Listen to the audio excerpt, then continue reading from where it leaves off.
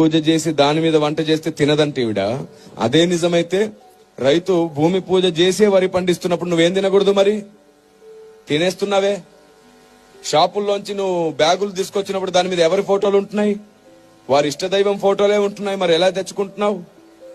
ఉదయం నువ్వు షాపుకి వెళ్ళి 1 కేజీ షుగర్ కావాలని అంటే ఫస్ట్ వాళ్ళు షాప్ తెరిచి ఏం చేస్తారు? తమ ఇష్టదైవానికి మొక్కి షాప్ అంతా తిప్పి మళ్ళీ తర్వాత డబ్బుల పెట్టెలో కూడా ఆ తర్వాతే కదా నీకు ఇస్తున్నారు. ఆ లెక్క ప్రకారం నువ్వు ఏ షాపులో ఏం కొనకూడదుగా, మరి ఎందుకు కొంటున్నావు? చివరికి కటింగ్ షాప్కి వెళ్తే కూడా వాడు పూజ చేయకుండా కట్ చేయట్లేదు, ఎందుకు కట్ చేయించుకుంటున్నావు? ఇలాగే ఆలోచిస్తూ పోతే నువ్వు బస్సు ఎక్కావు, బస్సు ఎక్కగానే ఖచ్చితంగా అతను ఏం చేస్తాడు? ఓ అగరొత్తి వెలిగించి పూజ చేసుకుంటాడు, ఆ తర్వాత బస్ స్టార్ట్ చేస్తాడు. ఆ లెక్క ప్రకారం నువ్వేం ఎక్కకూడదు. ట్రైన్ ని ఎవరో ఒక కేంద్ర మంత్రి వచ్చి పూజ చేసి ప్రారంభిస్తాడు అట, అలాగైతే నువ్వేం ఎక్కకూడదు. ఇలా ఆలోచిస్తే నువ్వు వేసుకున్న బట్టలు ఏదో ఒక షాప్ లో పూజ చేసినాక అమ్మారు, అప్పుడు నువ్వేం వేసుకోకూడదు. చూసారా? ఈ వీచే గాలి ఉంది చూసారు, ఈ గాలిని హైందవ సహోదరులు వాయుదేవుడా అని మొక్కుతారు. అప్పుడు నువ్వు ఏం పీల్చకూడదు, అప్పుడు కదా చచ్చూరుకుంటావు. బుద్ధి లేని లాజిక్లన్నీ పెట్టి క్రైస్తవ్యాన్ని ఇంకా వ్యతిరేకంగా శత్రువులుగా మార్చేస్తారా? సువార్తకి ఇంకా ఆటంకంగా నిలబడతారా? ఇలాగా ఆలోచిస్తే మీకు తెలుసా, మీరు వేసుకునే చెప్పులు, మనం వాడే ఫోన్,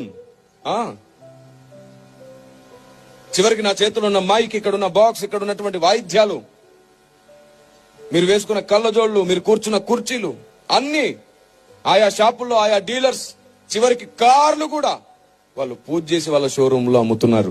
ఆ లెక్క ప్రకారంగా మనం ఏ వస్తువు కొనలేంగా. ఇంకా మీకు బాగా ఇష్టమైన వస్తువు గురించి చెప్పనా? బంగారం. ఏ మార్వాడి అయినా పూజ చేయకుండా బంగారం తయారు చేస్తాడా? ఆలోచించిన ఆశాభంగం తెచ్చి ఇక్కడ పడేయండి. పాస్టర్లు అందరు కలిసి మళ్ళీ ఇదే కొత్త సంవత్సరం ఇంకా పెద్ద సభ పెడతారు. అప్పుడు మొత్తం మండలం వచ్చి సువార్త వింటారు. ఇక్కడ ఏంటి? బంగారం చూద్దాం, వేయగలరా?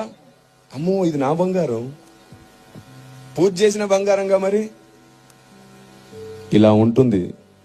చాలండి, ఇంకెంతకాలం ఈ అజ్ఞానం చెప్పండి. అందుకే మనకి ఏదైనా గొప్పగా అనిపిస్తే పరిగెత్తొద్దు, మోకరించి దేవుణ్ణి అడగండి, ఇది కరెక్టేనా ప్రభు అని.